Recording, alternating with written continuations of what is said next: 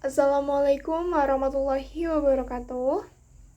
Hello guys, introduce myself. I am Citra Wafiq Azizah as a student of English Education Department at University of Muhammadiyah Bogoraya. I made this video is aimed to fulfill the final project exam of English for Islamic Studies subject. Alright, today I will explain the materials about Al-Quran. Understanding the Quran, its message, structure, and impact. Alright, in the first slide there are backgrounds or introduction. As we know, the Quran's central place in Islam and the modern world. The Quran stands as the heart and soul of Islam. For over 105 years, it has been the guiding light for more than 1 billion Muslims worldwide, shaping not only their religious beliefs, but also their social, legal, and cultural lives. The Quran is referred as the literal word of God, revealed to the Prophet Muhammad in the 7th century and remains unchanged to this day. It is a text that has inspired devotion, scholarship, and civilization building across continents and centuries.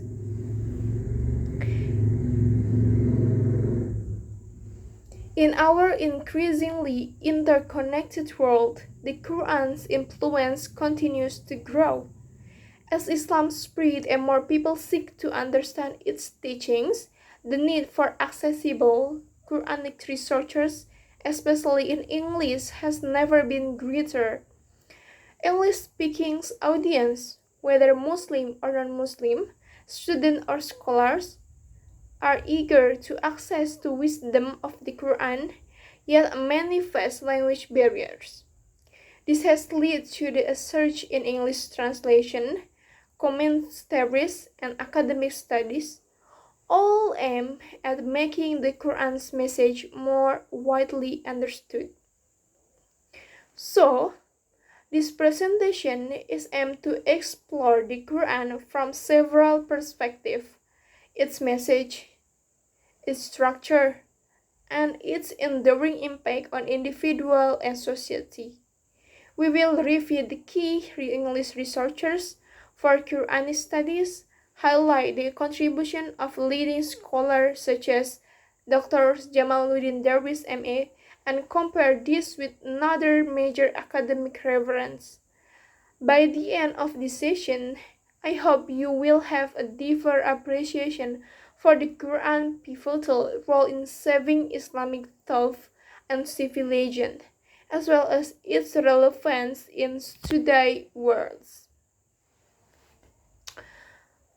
Alright, for the second slide, there are the purpose and scope of Quranic studies.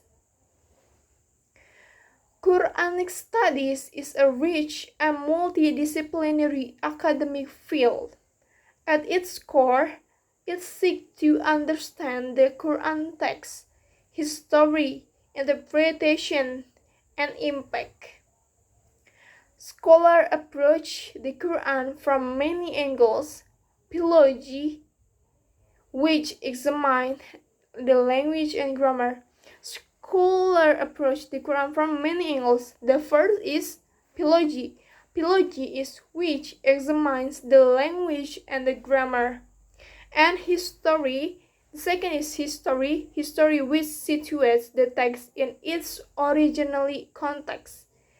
And literary criticism, in which explored its unique structure and style.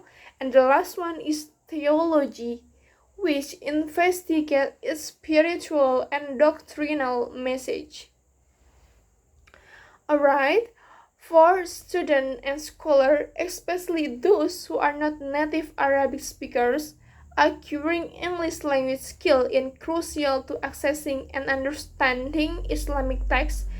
Many foundational words and commentaries are now available in English, making it possible for a global audience to engage with the Quran's teachings.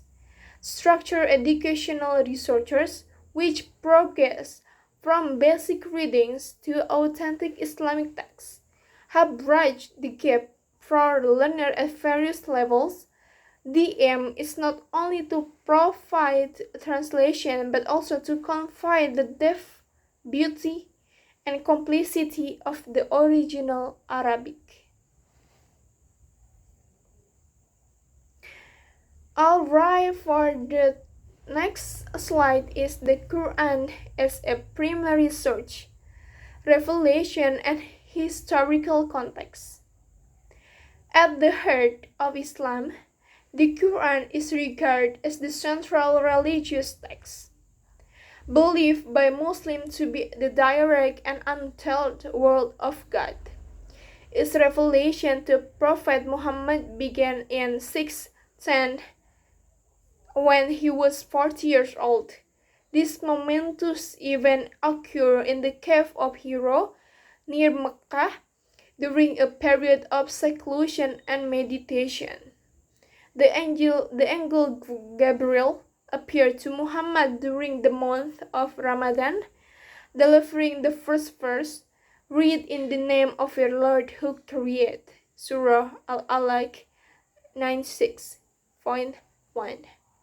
Initially, Muhammad expressed his inability to read, but Gabriel restored him and conveyed the divine message. This event marked the beginning of a 23-year period of intermittent revelation, which continued until Muhammad's death in 632.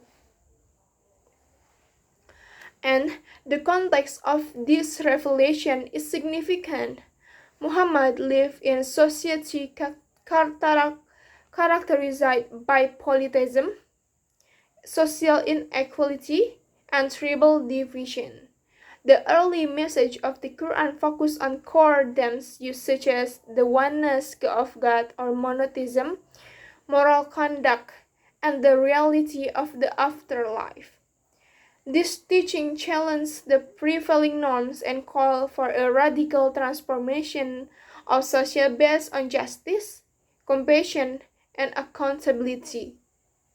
The revelations were delivered orally by Gabriel, memorized by Muhammad, and recited to his companions. This emphasis on oral transmission and memorization became a defining feature of early Islam and remains central to Muslim practice today. How can we be sure that the Quran we have today is the same Quran that the Prophet Muhammad taught to his companions over 1400 years ago? This question is central to the legitimacy of the religion of Islam, and to answer it, we need to know how the Quran was given to the Prophet, preserved by his companions, and then distributed around the Muslim world. This is the story of language, history, and the commitment of an entire civilization to preserving the words of God. And the next slide, there are the nature of Quranic revelation. The process of revelation was both profound and transformative. Muhammad initially hesitated due to his illiteracy, was reassured by Gabriel, and became the recipient of divine message. The revelations were received intermittently, often as a response to specific events or questions, and were memorized and recited by Muhammad and his companions. The Quran itself acknowledged his gradual process, stating, "And those who disbelieve say, why was the Quran not revealed to him all at once?" Thus, it is the way may strengthen there be your heart, and we have spaced it distantly. Quran 0225.32. The oral nature of the Quran's transmission is central to its perception, recitation, memorization, and communal transmission ensure that the text was not only perceived but also internalized by the early Muslim community.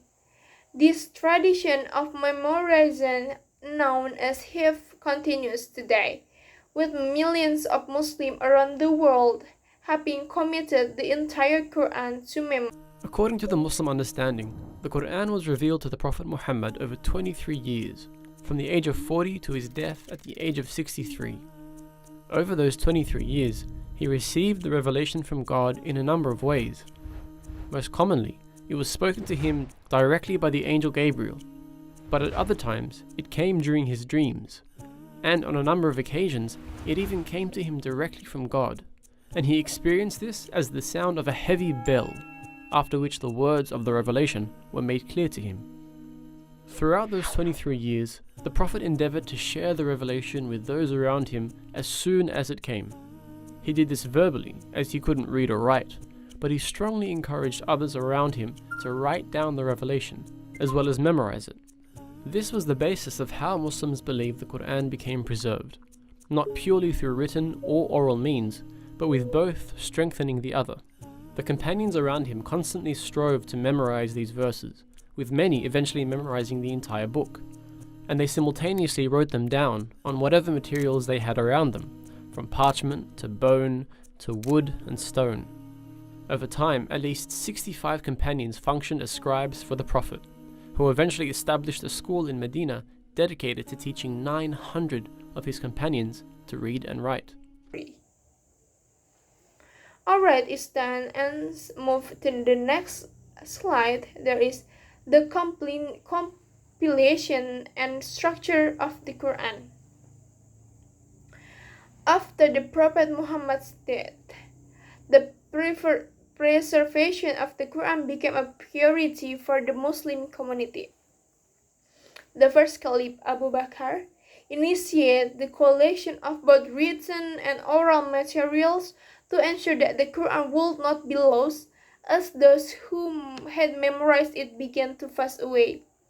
Later, under the third Caliph Uthman bin Affan, the text was standardized to maintain authenticity and prevent variation as Islam expanded into new regions. The standardization text, known as the Uthmanic Codes, has remained unchanged for centuries, serving as the authoritative scripture for Muslims worldwide. And the Quran is composed of 115 chapters or surah, which vary in length and subject matter. These chapters are further divided into verses or ayats. The arrangement of the surah is not chronological but rather thematic and stylistic, with the longest chapter generally appearing at the beginning and shorter one toward the end. For practical purpose, especially during the month of Ramadan, the Quran is also divided into 30 sections, known as juz, to facilitate daily recitation. The chapters are classified as either Makkah or Madinah, depending on whether they were revealed before or after the Prophet's migration to Medina.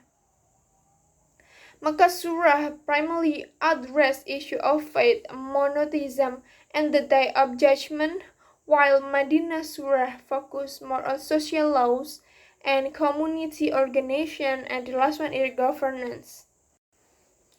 So, next slide is the message and themes of the Quran. The Quran's message is rich and multifaceted, encompassing spiritual, ethical, legal, and social dimensions. At its core, the Quran calls for the worship of God and the rejection of all forms of idolatry. It emphasized the importance of faith, righteous conduct, and personality accountability. The Quran also recognized the continuity of divine revelation, acknowledging previous prophets such as Abraham, Moses, and Jesus, and referring to Jews and Christians as people of the book.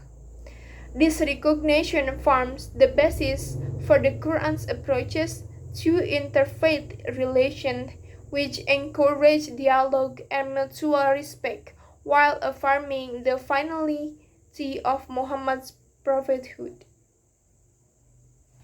And also, the Quran addressed a wide range of topics, from a personal ethic and family life to social justice, economic fairness, and the responsibilities of roles and citizens. It provides guidance on how to live a life that is pleasing to God and beneficial to society. The text uses stories of earlier prophets and communities to illustrate moral lessons and consequences of obedience or disobedience to God's command. These narratives are not always present in chronological order, but are woven throughout the text to reinforce key themes and encourage reflection. The important concept of tawatur, or multiply attested sources, came into play. In order to be 100% sure that a verse of the Quran was in fact a verse of the Quran, it needed to have multiple independent chains of transmission from different memorizers of the Quran. In this way, any verse that came to Zayd could be corroborated through both written and oral means, essentially guaranteeing that every single verse put in the final book was conveyed by the Prophet. Once this had been completed by Zayd, he penned the completed text, which became known as the Suhuf, and gave it to Abu Bakr. This was now the official text of the Quran. With the death of Abu Bakr, it was given first to Umar, and then to Hafsa, the widow of the Prophet, when Umar passed away. Throughout this time, the religion had spread incredibly rapidly, now reaching from Libya in the west to Khurasan in the east. With this influx of non-Arabs who had embraced Islam, those 7 official dialects began to cause some issues. Variant readings were beginning to crop up, and in order to stamp out the issue, the then Caliph Uthman decided that the original Qurayshi dialect would have to become the official reading of the Quran. He appointed a committee of 12 companions to essentially repeat the process of Zayd ibn Thabit, gathering all of those primary sources, rectifying any differences, and confirming them with those who had memorized the text orally.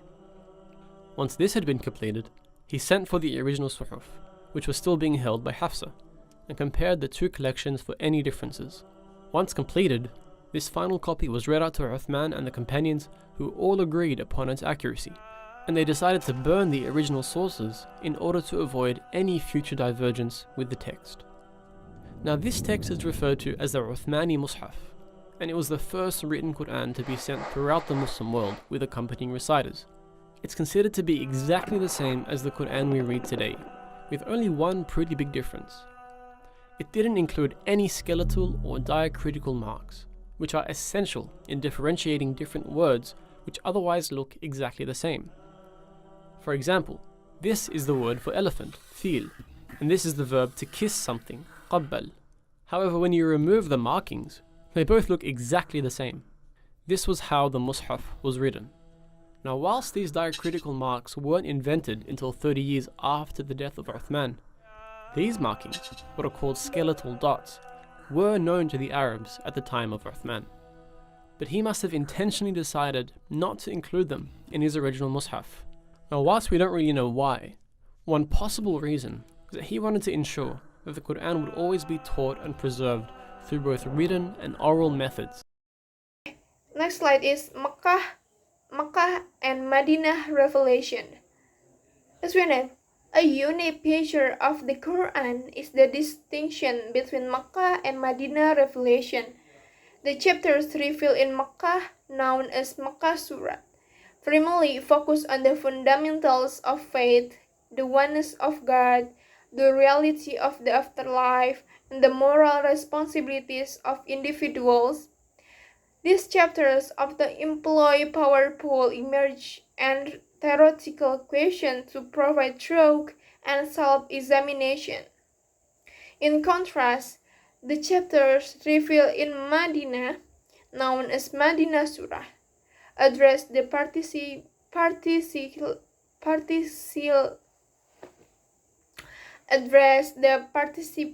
of building a just and cohesive society.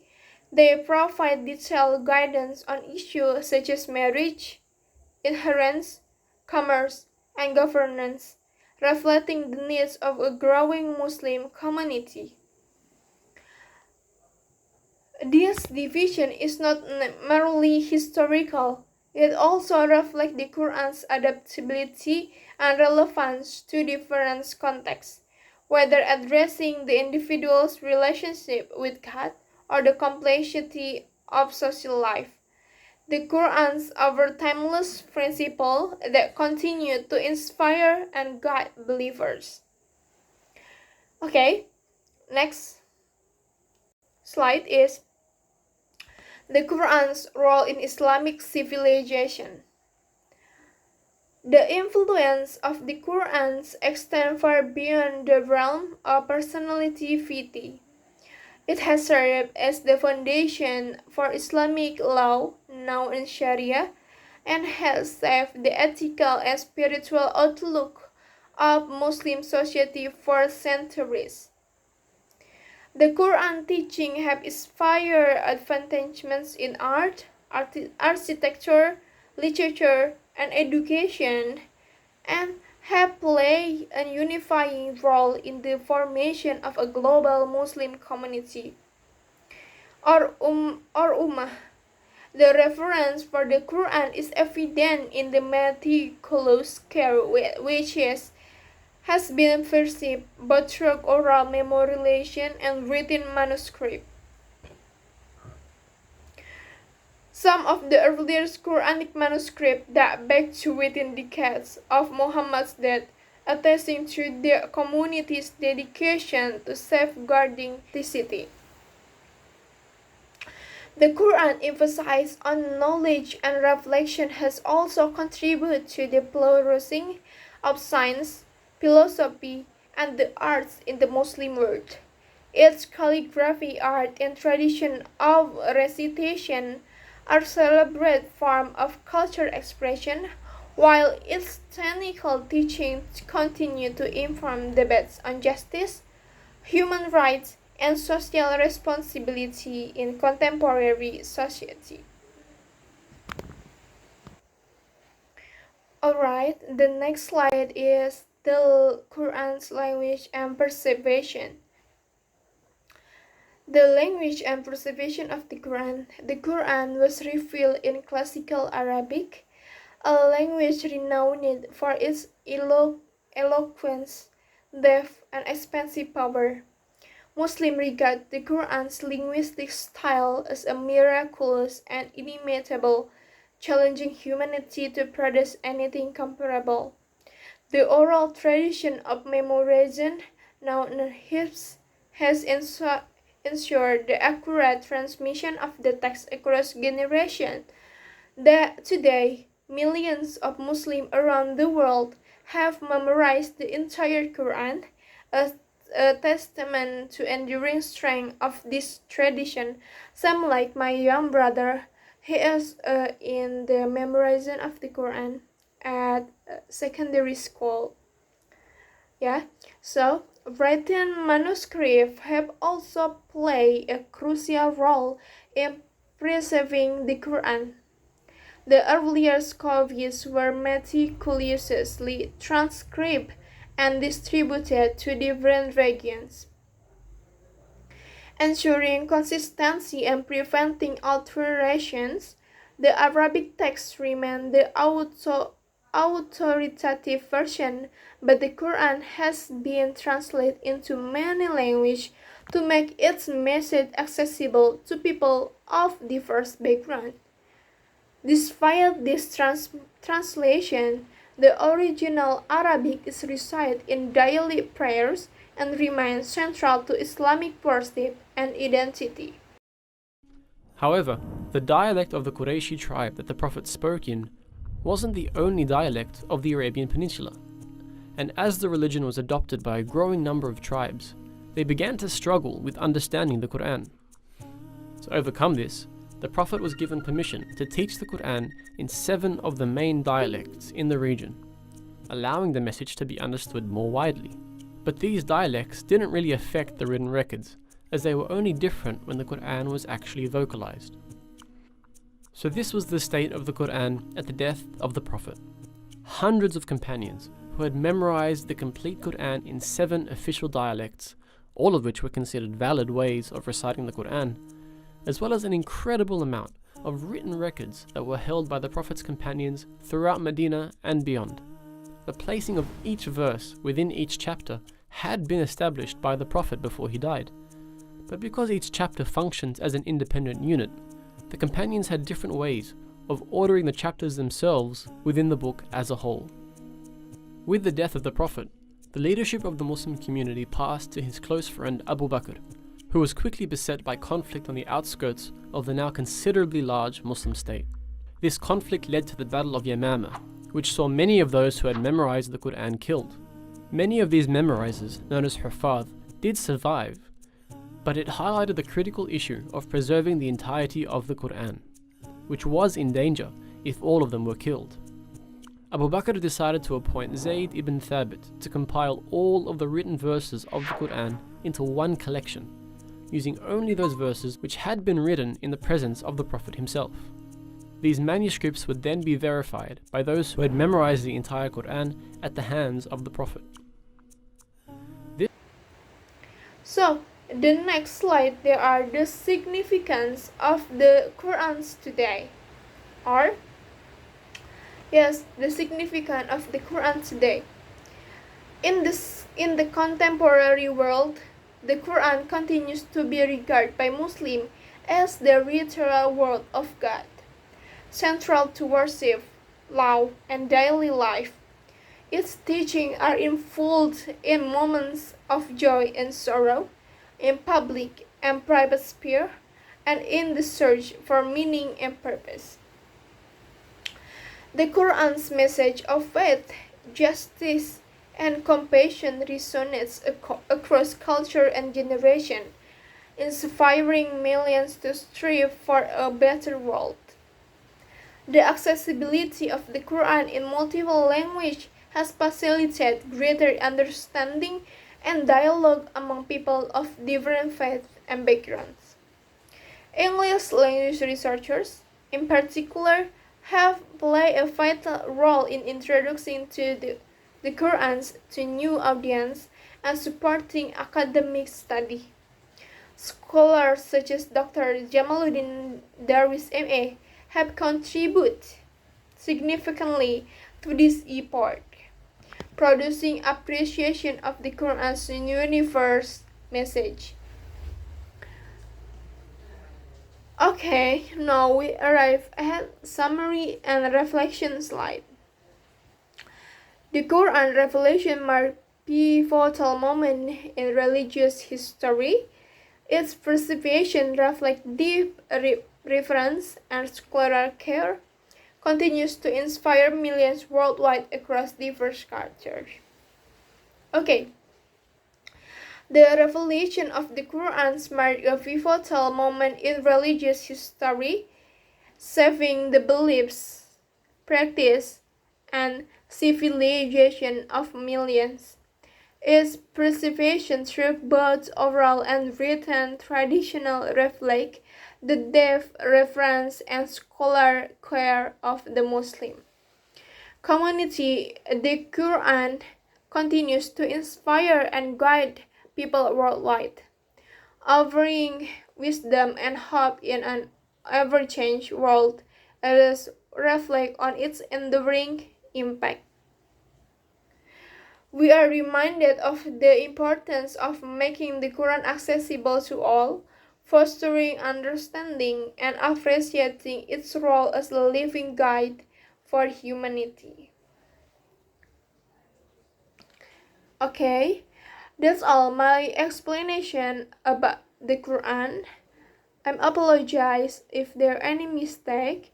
Thank you for your attention. May we all benefit from the wisdom and guidance of the Quran. Thank you. Wassalamualaikum warahmatullahi wabarakatuh.